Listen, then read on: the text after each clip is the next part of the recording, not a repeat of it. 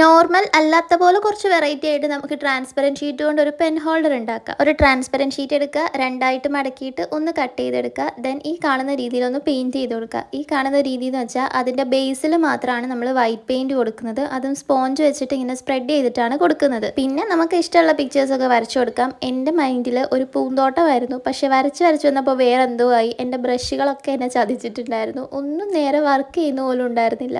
എങ്ങനെയൊക്കെയോ ഞാൻ ഫ്ലവർ പോലത്തെ ഒരു ഷേപ്പ് വരച്ച് ഒപ്പിച്ച് കൊടുത്തിട്ടുണ്ട്. അപ്പോൾ ഇങ്ങനെയൊക്കെയാണ് ഉള്ളത്. ബൈ ദ വേ, നമ്മുടെ കുറച്ച് വ്യൂവേഴ്സ് പേര് പറയാൻ ചോദിച്ചിട്ടുണ്ടായിരുന്നു. ഫാത്തിമ, റഹ്മ, ഗൗരി, നിവേദിക, ഉത്തര, നസ്ലി ആൻഡ് ഭാവയാമിയാണ് പറഞ്ഞിട്ടുള്ളത്. അപ്പോൾ ഹായ് ഓൾ.